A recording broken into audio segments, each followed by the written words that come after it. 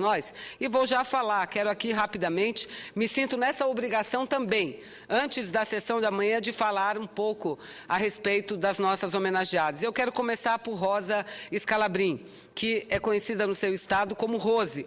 Nasceu no Rio Grande do Sul, mas migrou para a Amazônia aos 10 anos de idade, quando sua família, como tantas outras dezenas e centenas de famílias sulistas, migraram para fazer para trabalhar no campo e durante a construção da Transamazônica. Portanto, ela foi com 10 anos, para o Pará e, em seguida, se mudou para o estado do Acre. E começou sua militância aos 15 anos de idade, exatamente participando no movimento de resistência dos trabalhadores rurais da Transamazônica, onde, junto com a sua família, como já disse aqui, ela foi como uma assentada do INCRA para a região.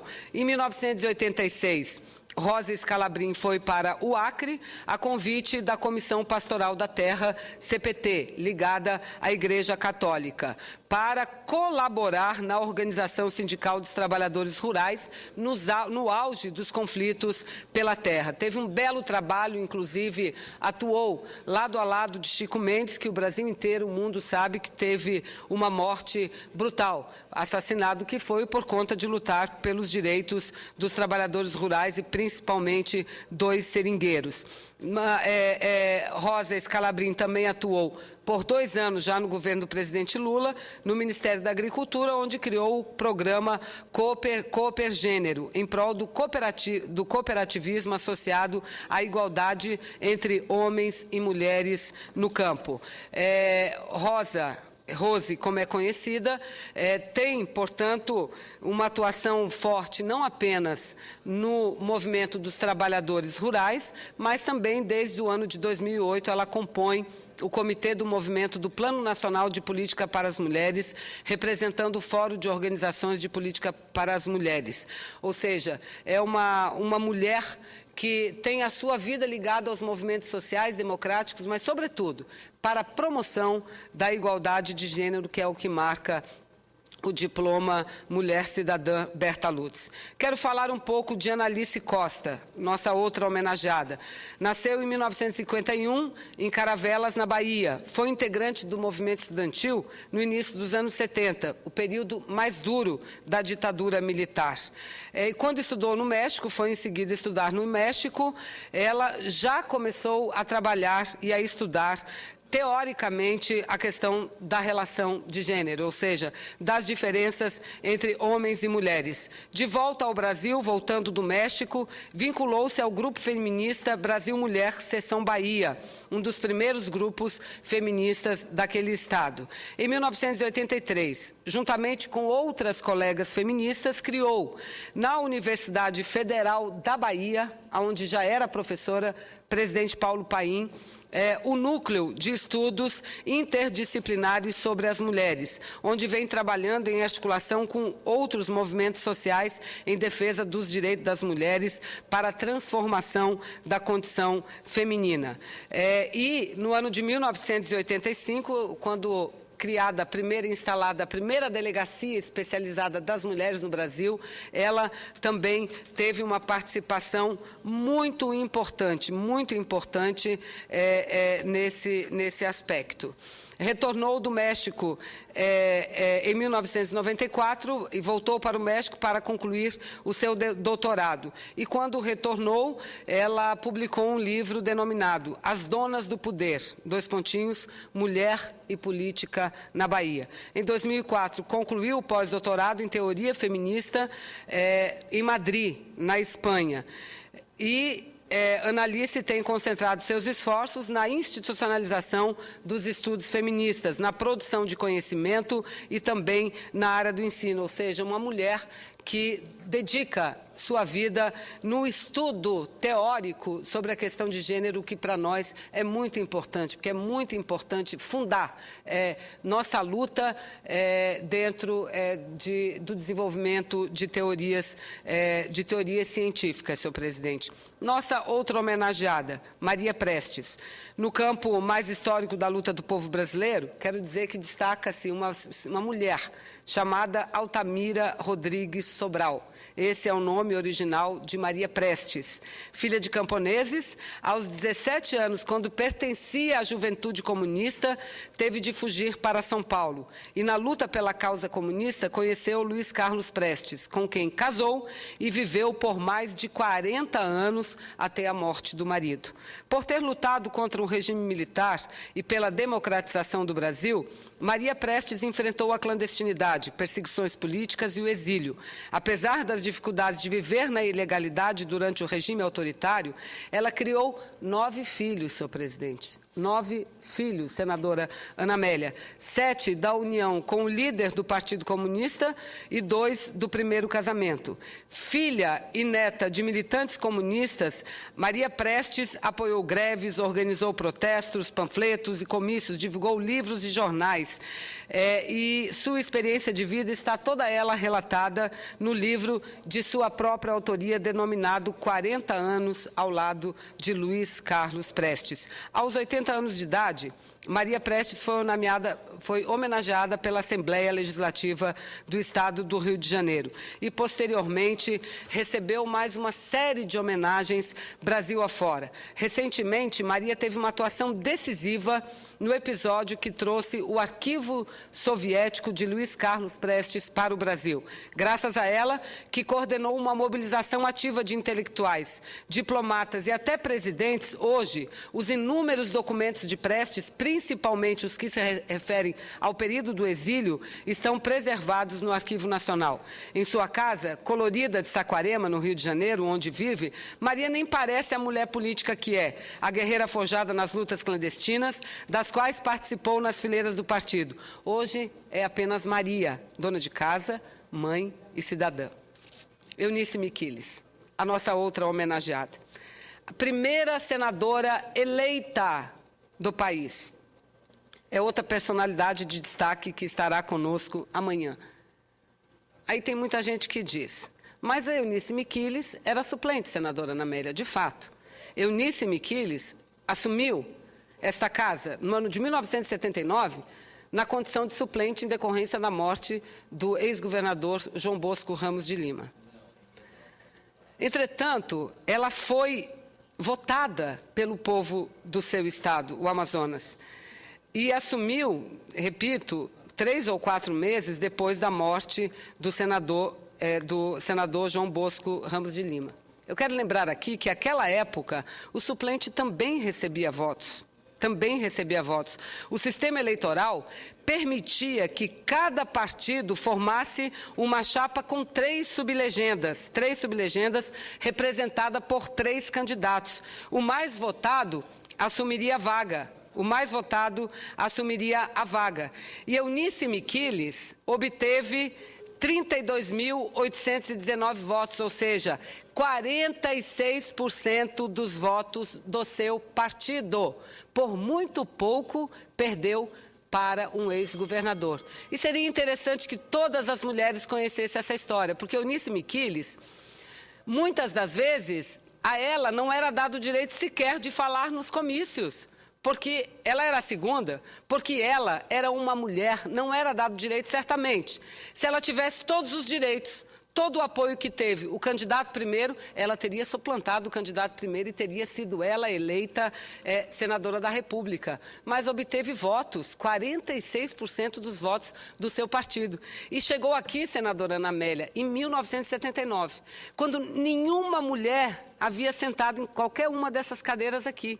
79, foi ontem, praticamente ontem. E ela diz muitas vezes que o Senado não estava preparado para receber mulher. Aqui não havia banheiro masculino e banheiro feminino. Aqui só havia banheiro masculino no plenário, porque o plenário era dos homens, que ocupavam todas as cadeiras dessa casa. Então, imagine a dificuldade que Eunice Miquiles sofreu e teve aqui. Em 1984, ela foi convidada para ser candidata à vice-presidência do Brasil na chapa do ministro do Interior, Mário Andreasa. mas ela preferiu unir-se à Aliança Democrática, defendeu a candidatura de Tancredo Neves, transferindo-se para, à época, para o PFL. Ou seja, Eunice Miquiles está entre todas as 5 mulheres que recebem não só a homenagem das senadoras, não só a homenagem dos senadores, mas também a homenagem do Brasil, porque foi uma precursora. E eu acho que nós temos obrigação de conhecer e divulgar a história como ela foi, e não como nós queremos que ela fosse. Não dá. E, à época, infelizmente, a manchete de todos os jornais, principalmente dos jornais de circulação nacional, não era o fato de uma mulher chegar ao Senado, era o fato de que uma suplente estava vindo ao Senado. Como isso fosse mais importante do que o fato da primeira mulher ocupar uma dessas cadeiras aqui, senador Paim. E injustiça, porque ela havia sido eleita diferente de hoje, cujos nossos suplentes não recebem voto. À época, recebia, e ela foi uma das responsáveis pela conquista da vaga. E, repito, não foi a primeira colocada por muito pouco e por uma série de adversidades que sofreu durante sua campanha. Mas, por fim, para concluir, que Vossa Excelência está sendo extremamente bondoso comigo, eu quero destacar aqui o que não precisaria, a nossa presidenta Dilma. Dilma Rousseff, que eu sempre digo, ela nunca foi candidata a nada, nem a vereadora, nem a deputada e a presidenta, a primeira presidenta do Brasil. E ela quebra um monte de tabu, porque, primeiro, demonstra que o político não é aquele detentor de mandato. O político é aquele que participa das lutas coletivas do povo, onde quer que esteja, no movimento sindical, como líder estudantil, como um técnico que participa do Poder Executivo, e ela foi militante desde os seus 16 anos de idade. Poderia ter feito, senhor presidente, poderia ter feito como muitas meninas da sua época, em pleno regime de ditadura, filha de família de bom poder aquisitivo, né? Poderia ter estudado fora do Brasil, poderia fazer o que quisesse fazer, mas optou aos 16 anos de idade de ingressar na vida política, de somar ao lado de outros e outras na luta pela reconstrução e retomada da democracia no país. Integrou, portanto, organizações que combateram o regime militar. E, em 1969, foi presa em São Paulo pela Operação Bandeirantes, submetida à tortura, cumpriu pena no presídio Tiradentes até 1972. Livre da prisão, mudou-se para Porto Alegre, o estado de Vossas Excelências, senadora Ana Amélia, senador Paim, em 1973. Em 79, dedicou-se à campanha a favor da anistia dos perseguidos e exilados pelo regime militar. E a participação dessas mulheres, das mulheres brasileiras, na campanha pela anistia ampla, geral e restrita, senhor presidente, é algo que está escrito na história brasileira. E a nossa presidenta Dilma foi uma dessas mulheres. Foi uma dessas mulheres a lutar alto a bandeira pela anistia a favor aos perseguidos e exilados pelo regime militar. Também ajudou a fundar o PDT no Rio Grande do Sul e trabalhou na assessoria da bancada estadual do partido entre 80 e 85. No ano seguinte, foi escolhida pelo prefeito da capital gaúcha, amigo nosso, Alceu Colares, querido Alceu Colares, meu querido amigo, gosto muito, tenho um carinho, uma admiração forte por ele, para assumir o cargo de secretária da Fazenda, logo de cara. Secretária da Fazenda, posição que ocupou até 1988. Em 1989, nomeada diretora-geral da Câmara Municipal de Porto Alegre. Presidiu a Fundação de Economia e Estatística do Rio Grande do Sul entre 91 e 93. Em seguida, ocupou o cargo de secretária estadual de Minas, Energia e Comunicações, também no governo de Alceu Colares, retornando ao posto no governo de Olívio Dutra, do PT, partido ao qual se filiou no ano de 2000. O trabalho realizado por ela, o trabalho técnico e a sua firmeza política, chamou a atenção do primeiro candidato e depois presidente da República, Luiz Inácio Lula da Silva, que a convidou em primeiro lugar para compor como uma das coordenadoras da equipe de transição e depois nomeou a ministra de Minas e Energia. E a história, a partir daí, o Brasil inteiro conhece. Do Ministério de Minas e Energia, que fez tantas coisas, que lançou o programa Luz para Todos, que introduziu o biodiesel na matriz energética brasileira, ela foi levada para assumir a Casa Civil. E não só assumir a Casa Civil, mas coordenar os principais programas desenvolvidos pelo Brasil, como, por exemplo, o PAC, que é o Programa de Aceleração do Crescimento. E candidata que foi à presidência da República, deixando o governo, foi eleita. E hoje Dilma não é apenas o orgulho das mulheres brasileiras, mas é o orgulho das mulheres de todo o mundo. Como disse o senador Waldir Raupp, é uma das figuras mais importantes do mundo hoje. E é uma mulher. E é uma mulher. Sinal e prova de que nós, mulheres, somos sensíveis quando temos que ser sensíveis, mas duras, firmes quando tem decisões duras têm que ser tomadas, não é? Então, Dilma representa isso tudo.